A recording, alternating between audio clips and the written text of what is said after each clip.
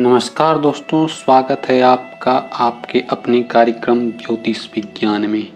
मित्रों, आज हम लोग चंद्रमा के फल का विश्लेषण करेंगे। कुंडली के द्वादश भाव में चंद्रमा क्या फल देते हैं, इसका आज हम लोग विचार करेंगे। तो चलिए प्रारंभ कर लेते हैं। पहले देख लेते हैं चंद्रमा की अपनी राशि कर्क राशि चौथे नंबर की राशि होती है और ये उच्च होते हैं। दूसरी वृषभ राशि में यहाँ शुभ फल देते हैं, वहीं ये चंद्रमा नीच हो जाते हैं। आठवीं राशि आने की वृश्चिक राशि में। तो चलिए हम लोग प्रारंभ करते हैं। चंद्रमा है वह जो मन का कारक होता है और यह मन से संबंधित चीज़ों को दर्शाता है। चंद्रमा वैसे अगर अकेले हो तब तो ये फल देता है, लेकिन अगर वह किसी अन्य ग्रह के साथ बैठा हुआ हो तो उससे संबंधित फल वह दे देता है, क्योंकि चंद्रमा मन का प्रतीक है और मन को आप जिस दिशा में ले जाएंगे वही फल देगा। तो चंद्रमा भी अन्य ग्रह के साथ जब बैठा हो तो उसके अनुरूप फल देता है। जैसे कि मान लीजिए चंद्रमा मंगल ग्रह के साथ बैठा हुआ हो लग्न में, तो वह जातक स्वभाव से क्रोधी होता है। तो अन्य ग्रहों के साथ बैठने पर चंद्रमा का फल अलग होता है, लेकिन यहाँ स्वतंत्र रूप से चंद्रमा जब बैठा हो और उस पर अन्य ग्रहों की दृष्टि न हो तब यह फल लागू होगा।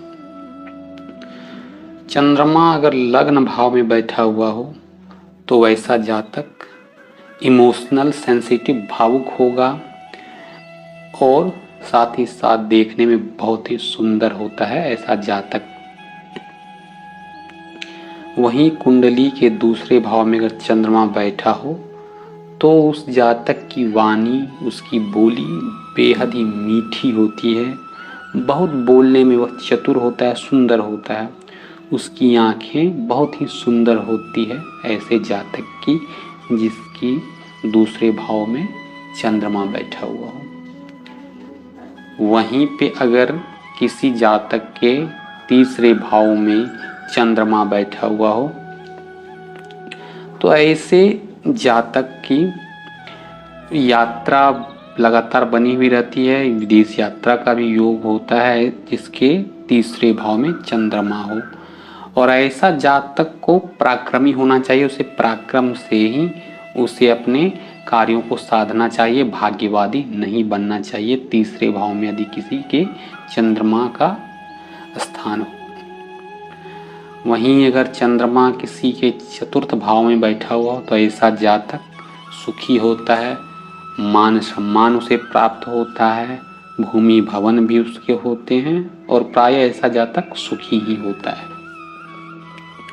वहीं अगर किसी जातक के कुंडली के पंचम भाव में चंद्रमा बैठा हुआ हो तो ऐसा जातक बुद्धिमान, कला प्रेमी होता है, प्रेम में वह प्रवीण होता है जिसके पंचम भाव में चंद्रमा बैठे हुए हों। किसी जातक के अगर षष्ठ भाव में चंद्रमा बैठा हुआ हो, चंद्रमा षष्ठ भाव में ठीक नहीं माने जाते हैं, तो ऐसा जातक चिंतित रहता है और नकारात्मक भी होता है। हर पक्ष का वो नेगेटिव पहलू पहले देखता है, ऐसा जातक चिंतित रहता है और उसके मुख पर भी वो चिंता की लकीरें दिखाई देती है अगर किसी के छठे भाव में चंद्रमा बैठा हुआ हो।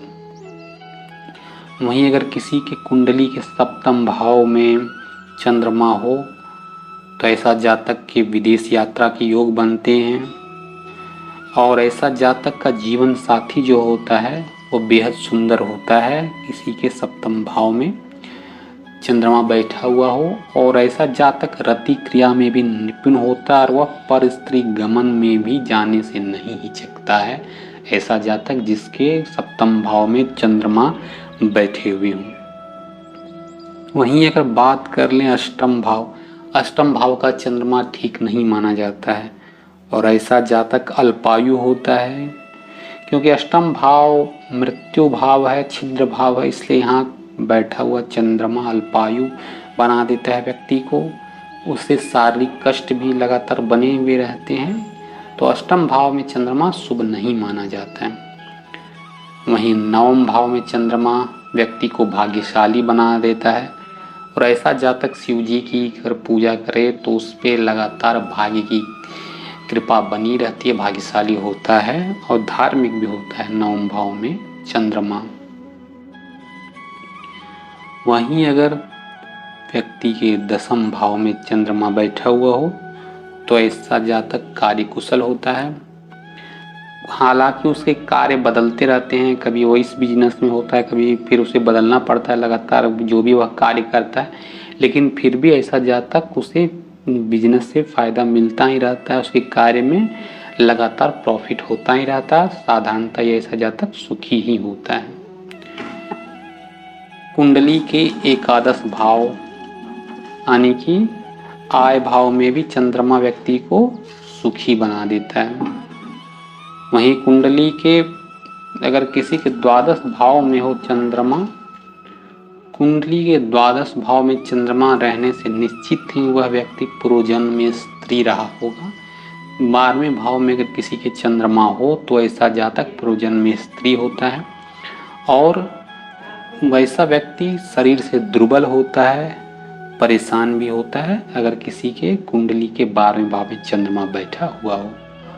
तो मित्रों, यह साधारण रूप से द्वादश भाव में चंद्रमा के क्या फल थे ये हमने देखा।